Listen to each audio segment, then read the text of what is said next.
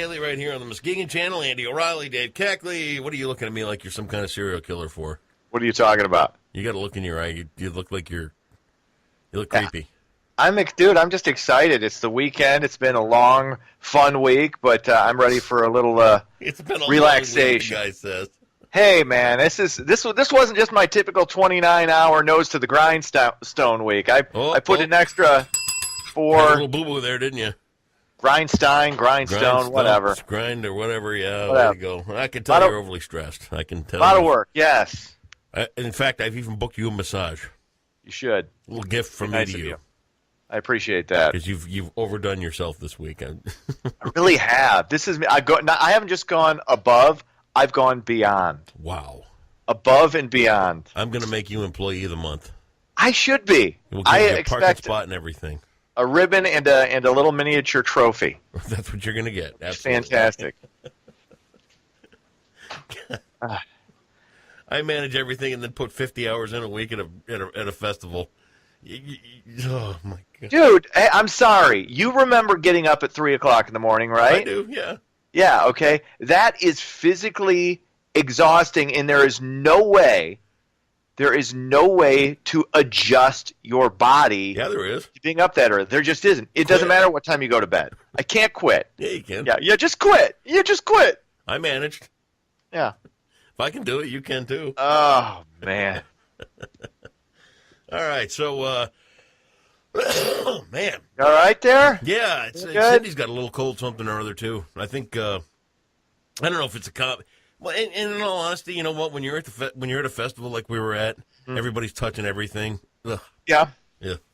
I feel great as far as that goes. Yeah, not surprised that we each have a cold, though, so whatever. Well, anyway, you know what the problem is? What's that? Can I tell you what your problem is? Tell me It's all those antibiotics you take, and then you don't develop a resistance to anything. That's why I'm never sick. Antibiotics? Well, it's what you've taken over the years. You know, you get sick, you get a cold, you go to the doctor, you get something for it, and then your system is weakened, and every little thing comes and it gets you and it makes you feel worse.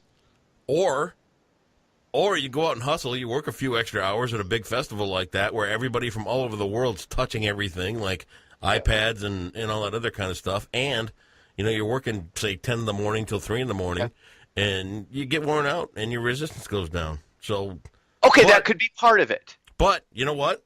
You walk in, you make your house payment with ones, but oh wait, I forgot, you don't have a house payment. Hey, now I've got lots of other payments. Trust me. You do. You know how much it costs to insure children? No, I don't. I'm telling you, that's a hefty sum. Is it? Okay. It is a hefty sum. Very Just good. gonna throw that out there. On top of my delinquent student loan payments and my car payments and my credit card. The Trump election kicked you right in the ass, doesn't it? You were rolling the dice on Obama for giving those student loans, and no, not at all. No, actually, no. My student loans are about the payments are the same. I don't have. Yeah, that's not really hurting me. Okay. I just like to bitch about stuff like that. I don't really have anything to bitch about, so I pretend. All right, so put your student loans to work in Elizabethan poetry and whatever else you took, and do some news. All right, a federal judge in Hawaii has denied a motion to expand the exceptions to President Trump's travel ban. The motion questioned what the Supreme Court meant by a bona fide relationship. District Court Judge Derek Watson said the question would better be posed to the Supreme Court, not him. Of course, the exception that they're talking about is you've got to prove a relationship to either a parent, spouse, child, son-in-law, daughter-in-law, son or daughter in order to qualify for the exception as far as the travel ban goes. So if you've got a brother, if it's an aunt or an uncle, no dice. They don't get to come over. If it's a grandma or grandpa, that's not good enough. But what if it's your favorite uncle that gives you $20 for cutting the grass?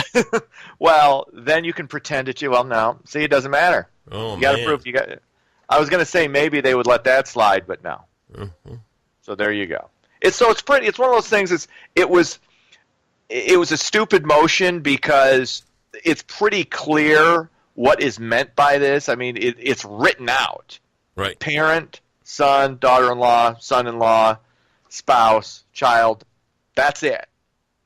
So you can debate whether or not it's a just order or whether or not it's constitutional. That's fine. That'll be up to the Supreme Court. But saying it's not clear is ridiculous because it's pretty clear. You know what I'm enjoying? What? I'm enjoying my slow withdrawal out of everything in a bigger more History Channel, more Curiosity Stream, more watching the old newsreels from Universal News and stuff like that. It's just things are just getting so ridiculous, man. Absurd. To me, I don't think things are any more ridiculous. I think people are more ridiculous with how they react to things. Oh. Both right and left, people just go overboard. The and polarization that's the of problem. society has just become off the hook. Well, it's everybody has an opinion, and everybody wants to espouse that opinion. Yeah, no matter how educated or uneducated it may be. Yes. And I'm not saying you don't have a right to do it. It's like, I just don't care. Right. I don't care. And then I get crapped on for not caring. You don't care about and then I get pinned either right or left depending on who I'm talking to. Right. It's just ridiculous. It becomes, it's off-putting. All right, some health news. Gonorrhea making a comeback, evidently becoming harder and in some cases impossible to treat with antibiotics. This according to the World Health Organization. The bacteria is apparently evolving to resist new antibodies. The Center for Disease Control and Prevention estimates there are, get this, 820,000 new gonorrhea infections every year. Ooh. So if there's burning or itching, now you know. I Fess see. up. Have you ever had to go visit the free clinic? Never, ever. No, I mean, ever. I am clean as a whistle or ivory snow or whatever is now classified as clean. I had to take a friend to the free clinic once, and I stayed out in the car because I didn't even want to walk into the place. It was like, no, I can't go in there because you don't want to say, no, it's not me. No. It's not me. I'm fine. Just in case. And honestly, though, okay, so I had to take a friend to that once. And I stayed in the car. This was back. Was it Rob? I think we were either in high school or just out of high school. So that's as far as I'm going to go with that one. But then it was like a year or two ago. And this was really stupid on my part. I was out at Community Mental Health. They call it Health West now here in Muskegon. And without even thinking, I'm sitting there and I'm waiting on an appointment. We were talking about something for something I was putting on. They were the beneficiary, and so, an acquaintance walked in, and here we are in Community Mental Health, and I'm like, so what brings you here? And you said that? As soon as the question came on, I'm like, boy, that was stupid, Andy. You don't ask somebody what they're doing at the free clinic. So, what's wrong with you? That's how you feeling? You're in the nut house too, huh? Look at us. Cuckoo. Oh, yeah, that was pretty Lord. Stupid. Which is weird because you're usually so subtle and so you always ask the right things. You never say the wrong thing. It just didn't even dawn on me. It's like because I thought well, you're normal. What Yeah. What you're normal. Whoops. Who are you with? Yeah, right. All right. Michigan drivers apparently among the most courteous in the United States. This is according to a recent survey from Cars for Kids. Michigan ranked as the 15th most polite state when it comes to driving, giving us a B+. We ranked number 1 when it comes to using a turn signal. I'd like to think I put us over the top. I use a turn signal leaving the driveway. Aren't you great? I always use a turn signal. Michigan drivers are also the 8th most likely to hit a deer. Wow. I've hit a couple of those, but I don't know if this is really accurate. I don't think we're really that polite. I know I am, personally, but most people, I can't tell you the number of times just in the last couple of weeks where I've let somebody into traffic and they didn't give the thank you wave, which is garbage.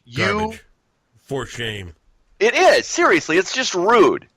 That is terrible. I've noticed a new trend here in Muskegon, and if you're going east on 96, you're taking off out of town, there's a new trend where you have to be, because when you're leaving town and you go like under the train bridge, so you're going out and you go past Grand Haven Road, under the train bridge and all that kind of stuff.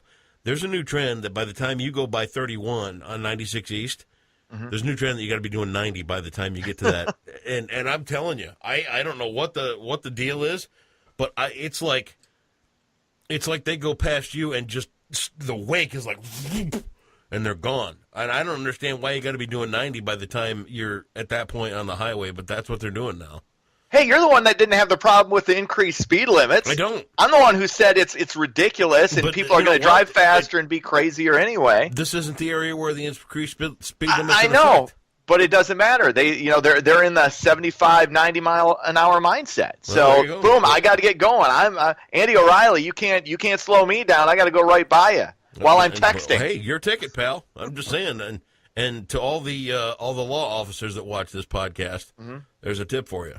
There you go. Want to up your ticket Stop quota? 'em. Get right out there on Seaway Drive and get right out there at 96 and nail them And I'll drive by waving as I go 67. with your Afghan in the back window. There you go. That car you have. Let me ask you this. Yes. You say that you turn your signal on as you leave the driveway, but is Yes. that permanently on? Because it's a granny car? That's funny. Yeah. No, it's not. It's not. It's not at all. It is kind of a hot rod. I mean, I'm telling you, it's great driving what looks like an old cop car. yeah. But there are a ton, there are a ton of '01 Grand Marquis on the road. I'm telling you, I see them all the time. We give each other a little knowing wave. Yep, Is that we're how it driving. is? We're living in the lap of luxury. We do one of these.